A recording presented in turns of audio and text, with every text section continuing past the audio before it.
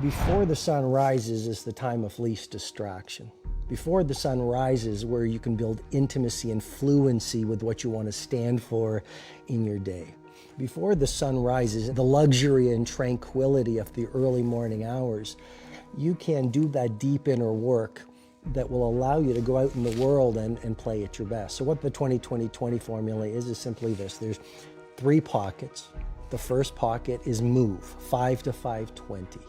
And you get into the sweaty exercise because, like I mentioned, it releases neurotransmitters, it reduces the cortisol, increases your metabolic rate, which gives you more energy. So now, and serotonin as well, which gives you joy. So now it's 5:20, fundamentally you feel different, you have energy, your state is strong, you've got a fire in your belly, and you've accelerated your focus. 5:20 to 5:40 is the second pocket of the 20-20-20 formula, which is reflect. We live in a world where a lot of people are busy being busy, but what's the point of being busy around climbing the wrong Mount Everests? And so clarity is one of the DNAs of mastery. You know this. If you talk to the titans of industry and you talk to the people really getting traction around their ambition, these are people who have a monomaniacal focus on the few things that matter. They have an obsession bordering on a possession around the few priorities they want to build their life around. And so 5:20 to 5:40, the second pocket, you write in a journal, you meditate, you visualize, you do what I call in the book a blueprint for a beautiful day. Or you just sit in solitude and you think and you ponder and you reflect. And then the final pocket is 5:40 to 6 o'clock, and this is the victory hour. The final pocket is grow. But if you look at the greatest billionaires, I've coached many billionaires over the past 20 years. If you look at the greatest producers on the planet, these people have one thing in common. They are ridiculously curious.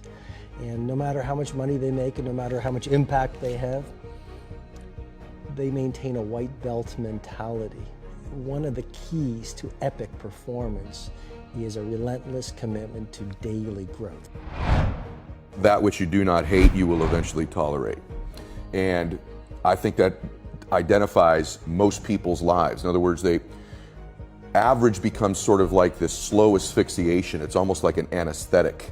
And that over time we become kind of immune and dulled to the average that we're becoming. And so over time we sort of minimize where we're at. In other words, you don't magnify the degree to which the pain ought to be affecting you.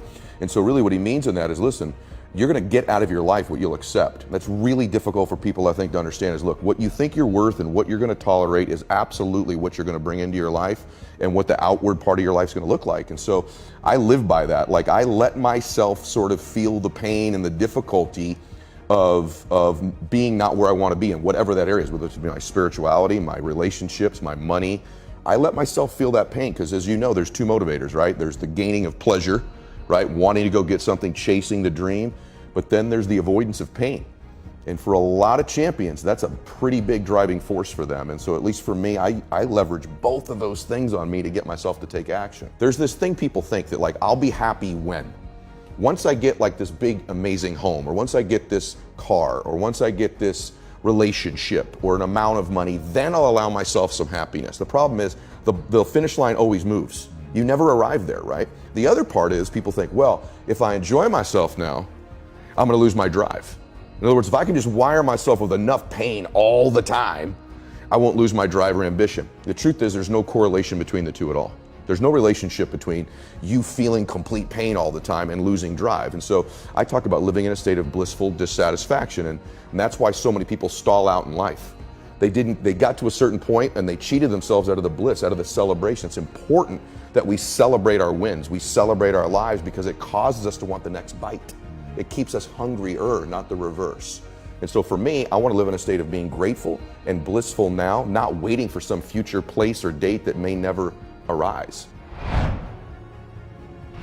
The power to adapt to the stressor in general. We lost this connection is because we wear clothes all the time and we live in a comfort zone behavior. We think we can control nature, but by being non-stimulative in our behavior, we lost the connection in the depth of our physiology. Because we are able to adapt about to anything.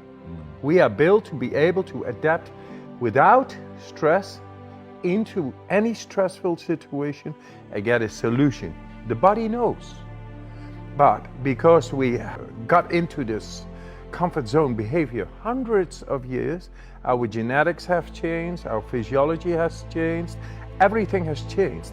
And we lost actually the full power of the mind.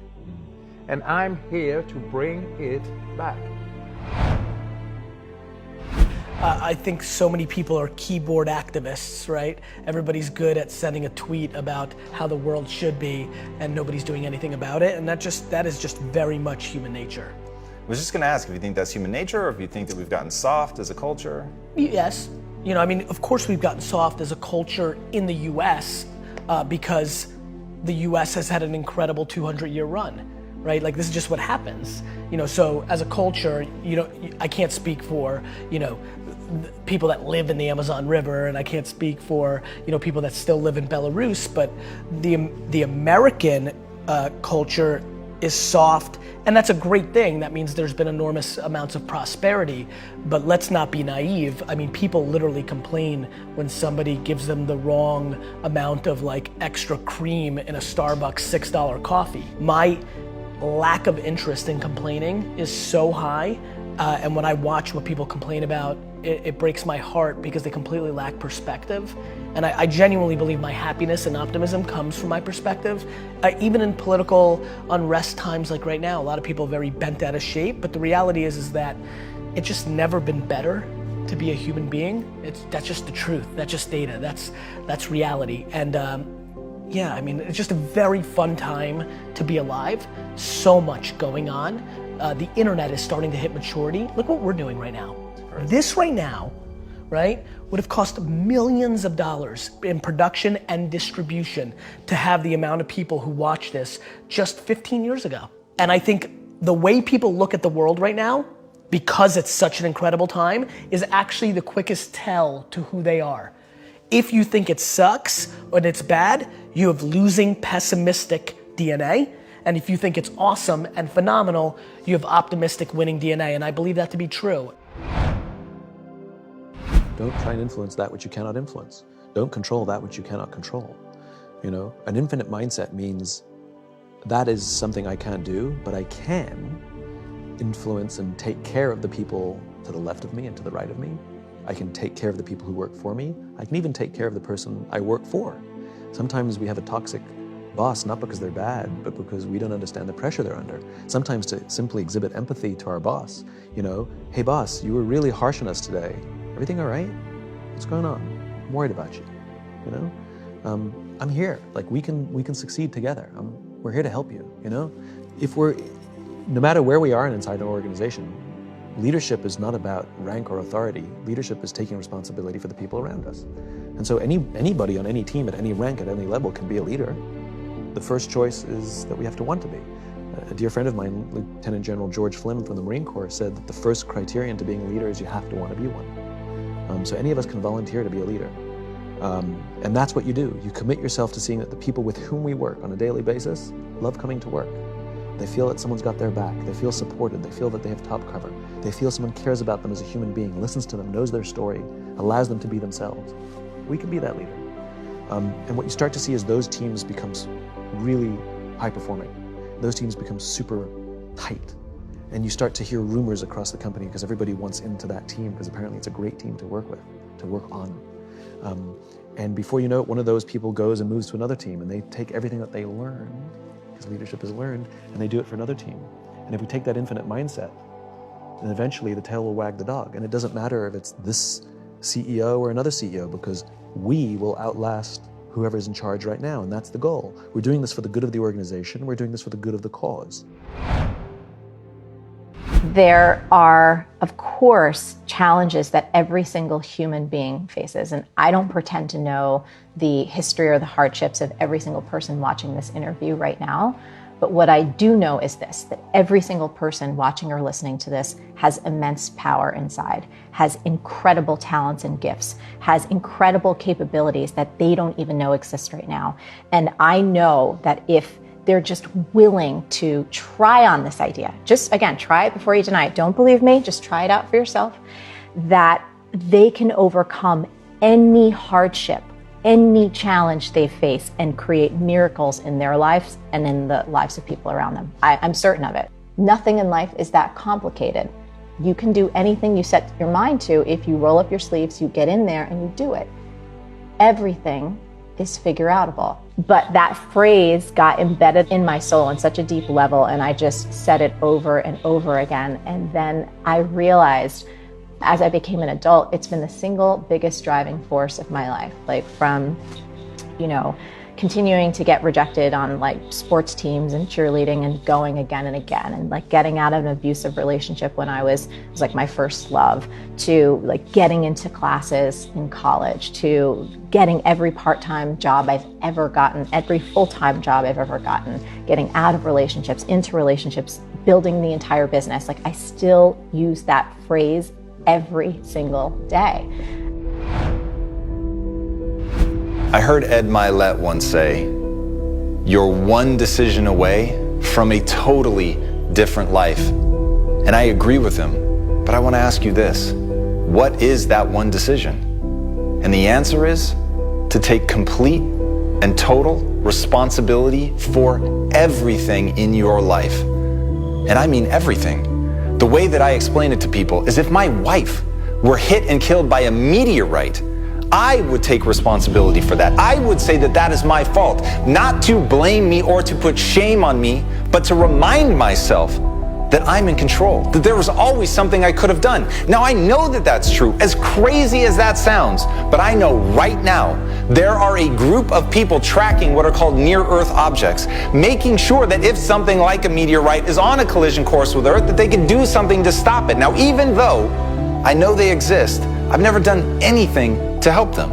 I've never given them money or ideas or encouraging words. And I think that's the right answer. I think the likelihood of my wife being killed by a meteorite are virtually zero. But if it happened, I wouldn't waste time saying there was nothing I could have done about it. I know I have made a choice. And at the end of the day, that's the most powerful realization that you can have, that even inaction is a choice. You're deciding every minute what you're going to do with your time, your energies, your intelligence, your focus, all of it. You're deciding how to use it. And your life right now is an exact reflection of the choices you've made, for better or worse. If you love your life, congratulations, you're making the right decisions. And if you hate your life, that's on nobody but you. And that's the best news I can give you. That's the most comforting thing I could say. Why? Because you can do something about it. If it were somebody else's fault, if life were happening to you, if you weren't in control, then there's nothing that you could do to get out of your situation.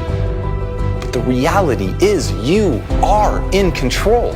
Every moment is an opportunity to do something different. And when you make different choices, when you take different actions, when you do different things, you get a different result. There's a reason that Einstein said the very definition of insanity is to do the same thing and expect a different result.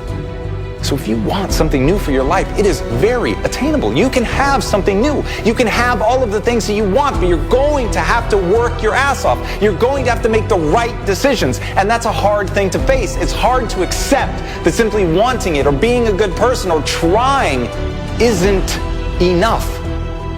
But it's not. You've got to work until you find the right answer. You've got to be willing to fail and fumble around until you find the path that actually works. But once you hold yourself to the standard of efficacy, that it actually got you the desired result, then your fumbling is going to be all for nothing because it's not directed at anything. You'll never know if you're hitting the mark if you don't have anything to aim at. But once you have that clarity and you know exactly what you're going for and you accept responsibility for whether or not you're getting there, then everything changes because you have the power. So right now, take your life back right now, no matter what is going on, no matter what has happened to you, no matter what crazy things have befallen you that seem like fate. Take ownership. Don't beat yourself up. Don't waste time feeling badly about it. Just recognize you are far more powerful and capable than you know. And once you take that, once you take the reins of your life, you can make the changes and the decisions that you need to get wherever you want to go.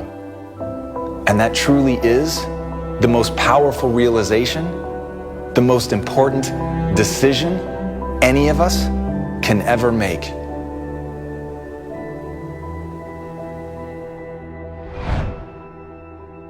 You know, a lot of us are going through a hard time in life. Some people have been bullied, some people are just stressed out, some people are insecure, some people are fat and overweight, and the world puts a lot of this in your mind. It's not just you, yeah, you help it. And my whole thing is about, I had to develop a mindset that was indestructible. I had to armor plate my mind. And it's about what you're saying to yourself, but it also comes with work. So whenever I was getting beat down, physically, mentally, spiritually, whatever I was going through, just saying, you know, I would put, you know, you can't hurt me. Can't hurt me just became a message. I would say to myself. I believe that most human beings are only living at about 40% of their capability. So the mind has a governor, like a car. If you're driving a car and the car has a governor on it, the car may say 130 miles an hour, but the governor's set for 91. Once that governor sets in, you get to 91, that car starts doing this. The car wants to go. The car wants to go, but that factory said, we're not going past 91. We have a factory, a nice governor in our brain, and it's the survival mechanism. It protects us from pain and suffering. The second we feel that, our mind says, oh no, this isn't fun. We should back off. We should sit down, find something more comfortable. And there's something about the mind. The mind has the tactical advantage over you at all times. At all times of your life, the mind has a tactical advantage over you. Why is that? It knows what you're afraid of. It knows your insecurities. It knows your deep, dark lies. And it starts to push you away from that. It pushes you in a direction that is comfortable. The mind controls everything. So what I realized was that when I was growing up and I was 300 pounds and I got all fat and I got all insecure, I realized that my mind kept taking me in this direction. When things got uncomfortable for me, when I was facing my insecurities, I was facing my fears, my mind said, oh no, we have the tactical advantage. We need to get you, separate you from this feeling over here. Life's all about feelings. We want the happy feeling. We don't want that feeling of this sucks. Why am I here? And you don't have any, so you can't answer those questions, so you leave. I started realizing that if in that moment you can answer those questions and you are now in charge of your brain versus your brain ruling you, that's where all that stuff comes from. So the 40% rule is all of that. You get to 40%, your brain says, we're done. Let's roll, man. This is starting to get painful. This is uncomfortable. So you sit down. You have to figure out ways, and everybody's different. That's how the book kind of talks about, like we all have these things about, 5 steps to this and 4 steps to this. It's a lot more than that. It's a practice that you have to, it's a habit. So if you know that at 40%, I'm feeling pain. At 40%, I'm feeling pain. That's where the 40% rule kicks in. Now it starts. Okay, I'm feeling pain. My mind's is saying, get out of here, run, flee. The fight or flight kicks in. Okay, we're done. We're not good enough. It starts telling you all these things. You start to believe it because the mind controls all. This is the time where you have to gain control back of your mind. It's okay, let me see if I can go 45%. And once you start giving yourself more and more hope and start realizing, okay, the mind starts to be, okay, what are you doing? We're supposed to be going right and you're going left.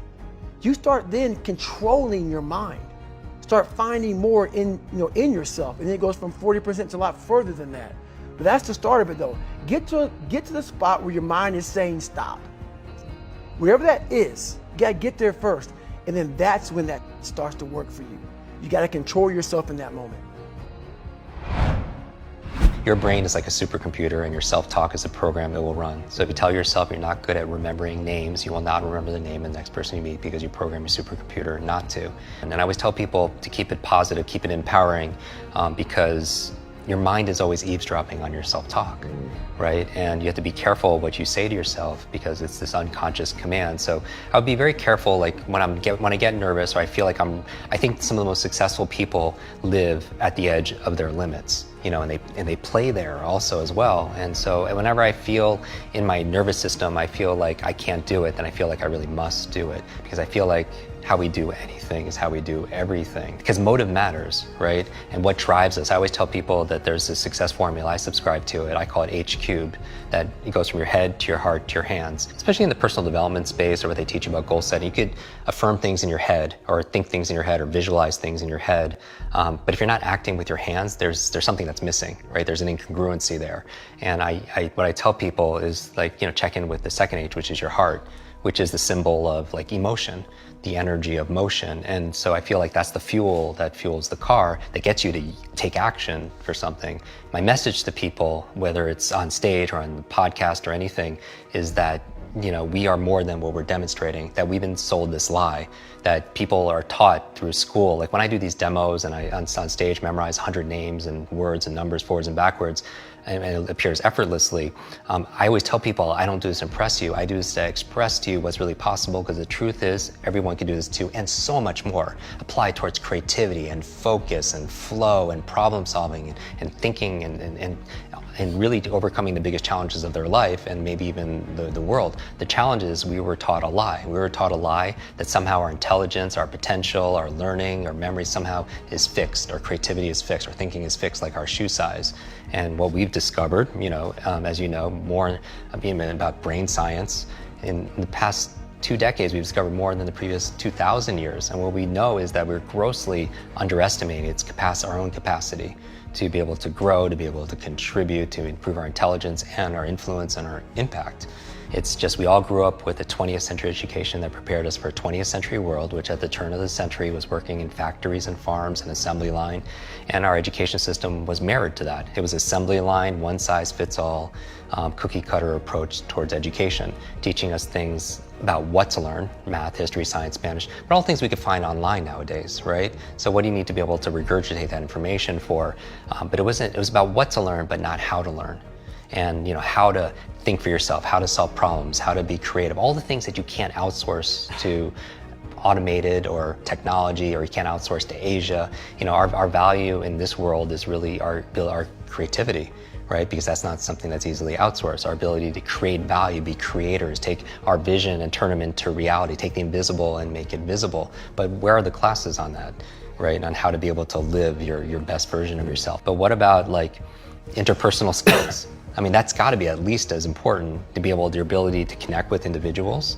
What about, besides interpersonal skills, what about intrapersonal skill, like just self-awareness? Because as Gary Vee talks about, I think self-awareness is a superpower, like awareness of yourself, like your own condition and what motivates you, what drives you, your own beliefs, identity. Knowledge is power, then learning is your superpower. And I think it's a superpower that we all have. It's just we're not taught. Like recently we had Quincy Jones in our audience, and I had to pull him on stage, right? And I was just like, I have to ask you, We Are the World and Michael Jackson and Oprah, how'd you overcome these challenges, these problems that you had to be able to create this, this legacy? And he looked at me, he's like, Jim, I don't have any problems. I'm like, well, what do you mean? You're like, you're 84, you have no problems? And she's like, no, I have puzzles. And I was like, wow, like that little shift of vocabulary changed everything for me. Yeah, because puzzles are like riddles. You could solve them, right? There's answers for it. And it was a change of perspective. And that was the thing about growing up with superheroes, reading these comic books late at night when I was so impressionable, is for me, a superhero more than anything represents hope. Do you know what I mean? Oh, yes. That one person can make a difference. And a lot of superheroes go through a lot of challenges, right? When you think about the most popular superheroes, they're all orphans. Like Wonder Woman, Batman, Superman, Iron Man, Spider-Man, they all lost their parents, and they go through these big challenges, but through it, they found their dharma, they found their mission. And I find that if someone's watching this and they haven't found it quite yet, maybe I have a belief that their mission and that people's mission, their purpose, and their pattern is looking for them also. But most of us aren't sensitized to it, because it's coming in different forms and we're not open to it as much. And so my thing when it comes to success rituals and high performance and making an impact is that we all have that sovereignty, we all have that power. And whenever we put it out there and give it out to somebody else, like we're a thermometer, right? The metaphor I always talk about, it's like we're either thermometers or we're thermostats. And a thermometer, you think about the functionality of it, it just reflects what the environment is giving it, right? It just reflects the temperature and stuff. But a thermostat is different. It sets a standard, it sets a goal, it sets a vision, and the environment changes along with it. And I feel like our happiness, our joy, our level of fulfillment, our success is all dependent on where we put the locus of control. And I feel like we have more power than we realize in these cases. And it's hard because we have to fight media, we have to fight marketing that's always telling us about all the things that are going on in the world. But we live in an abundant universe, right? I mean, we talk about the matrix, which pill people are gonna take. And that determines everything. And every single morning, you determine what color pill you're gonna take. Well, a habit is a redundant set of automatic, unconscious thoughts, behaviors, and emotions that's acquired through repetition. A habit is when you've done something so many times that your body now knows how to do it better than your mind. So if you think about it, people wake up in the morning, they begin to think about their problems. Those problems are circuits of memories in the brain. Each one of those memories are connected to people and things at certain times and places. And if the brain is a record of the past, the moment they start their day, they're already thinking in the past. Each one of those memories has an emotion. Emotions are the end product of past experiences. So the moment they recall those memories of their problems, they all of a sudden feel unhappy, they feel sad, they feel pain. Now, how you think and how you feel creates your state of being. So the person's entire state of being when they start their day is in the past. So what does that mean? The familiar past will sooner or later be predictable future. So if you believe that your thoughts have something to do with your destiny, and you can't think greater than how you feel, or feelings have become the means of thinking, by very definition of emotions, you're thinking in the past. And for the most part, you're going to keep creating the same life. So then people grab their cell phone, they check their WhatsApp, they check their text, they check their emails, they check Facebook, they take a picture of their feet, they post it on Facebook, they tweet something, they do Instagram, they check the news, and now they feel really connected to everything that's known in their life. And then they go through a series of routine behaviors. They get out of bed on the same side, they go to the toilet, they get a cup of coffee, they take a shower, they get dressed, they drive to work the same way, they do the same things, they see the same people, they push the same emotional buttons, and that becomes the routine, and it becomes like a program. So now they've lost their free will to a program, and there's no unseen hand doing it to them. So when it comes time to change, the redundancy of that cycle becomes a subconscious program. So now 95% of who we are by the time we're 35 years old is a memorized set of behaviors, emotional reactions, unconscious habits, hardwired attitudes, beliefs, and perceptions that function like a computer program. So then a person can say with their 5% of their conscious mind, I want to be healthy, I want to be happy, I want to be free. But the body's on a whole different program. So then how do you begin to make those changes? Well, you have to get beyond the analytical mind, because what separates the conscious mind from the subconscious mind is the analytical mind. And that's where meditation comes in, because you can teach people through practice how to change their brainwaves, slow them down. And when they do that properly, they do enter the operating system where they can begin to make some really important changes. So most people then wait for crisis or trauma or disease or diagnosis. They wait for loss, some tragedy to make up their mind to change. And my message is, why wait? And you can learn and change in a state of pain and suffering, or you can learn and change in a state of joy and inspiration. And I think right now, the cool thing is that people are waking up. You get hungry by finding something that's you. I believe that all of us are born unique, but most of us die copies. You got to find out, what is it that turns you on? What resonates with you? One of the things that I realized and what allowed me to become successful as a speaker, the speaking industry has been hijacked by people who speak to sell, and it's okay to do that and make money. I speak to change lives because somebody spoke and changed my life. So this is my passion. This is my drive. This is something that I feel in my heart. And so the key to that hunger-driven life is a heart-centered life. I didn't do what I'm doing for years because of my programming, because of the culture in which I was raised in. I would see other people with degrees and PhDs and MBAs and credentials I don't have, and I convinced myself I couldn't do it. But you have to work on yourself, and you have to have an unstoppable attitude, and no excuse is acceptable, and you've got to make it a priority, a non-negotiable in your life, and hold a constant vision of what it is you want to achieve. See it accomplished and go all out. Find a way to win in spite of the setbacks, in spite of the disappointments, in spite of your failures. I tell people when I'm giving presentations, you will fail your way to success. I have a saying, is life knocks you down, try and land on your back, because if you can look up, you can get up. Those experiences of going after goals that's beyond your comfort zone, and having relationships that will challenge you, and surrounding yourself with coaches and mentors who can take you to a place within yourself that you can't go by yourself because you can't read the label when you're locked in the box. And so those experiences, they challenge you to go to that next level and continue to move forward in your life, doing new and exciting things that eye has not seen, ear has not heard, nor is it in the heart of mankind what God has in store for you when you live a heart-centered life, deciding that you're going to live a life that will outlive you. You're going to live a life that counts, a life that will build a legacy and change the planet. So I go to bed consistently early. I wake up early. Now, this is why I wake up. Now, if you're listening to me, you're an entrepreneur, you have to hear this. There are people who graduated magna cum laude. I didn't. There are people who were born into wealth. There are people who were born into a certain network. I wasn't. But here's the trick. Even though I don't have what they have, I can outwork you. So if I'm getting up at 3 o'clock in the morning, and as sweet as you are, networks, parents, wealth, opportunities, and you're getting up at 8, I've got a 5-hour jump start on you. Like, I don't care who you are. If we're traveling to the same city and I take off 5 hours before you, 9 out of 10, I'm gonna get there before you get there. So what I'm trying to explain to people is my ritual is I'm gonna beat you to the spot. I'm gonna beat you to the spot. That's what it's all about.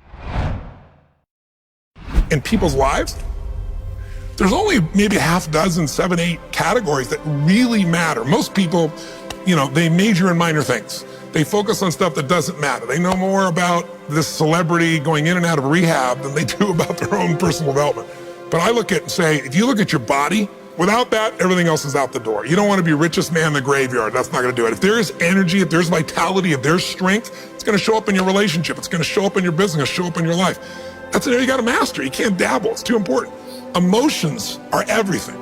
I mean, you got a ton of money, you got everybody loves you, and your primary emotions are pissed off and frustrated, then your life's pissed off and frustrated. It doesn't matter if you got $1 billion or 1 million people loving you, your life is not great.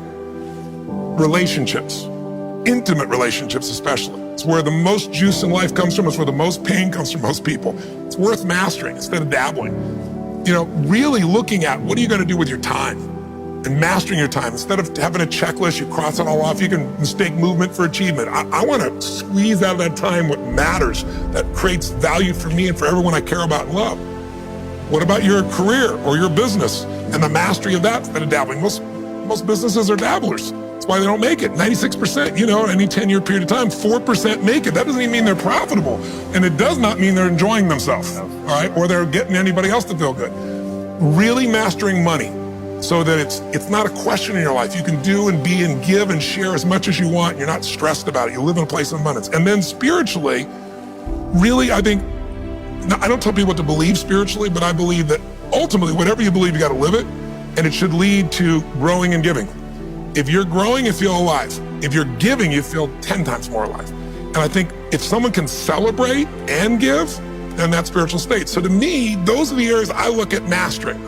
Business, for sure, but it's the areas of life that matter most, and most of where we spend our time doesn't make people feel fulfilled. That's why the average person is not fit and healthy. The average person is not in a relationship where they have tremendous passion. I'm not a dummy. I'm not a positive thinker. I know the truth. The average person is not successful in business. The average person is not earning what they want to earn. But you know what? Very few people have those things, but a few do. A few are happy, fulfilled, spiritually alive, financially strong, their business is growing, they have passionate love affairs, and I'm obsessed with finding the few who do and find out what they do different and teaching to everybody.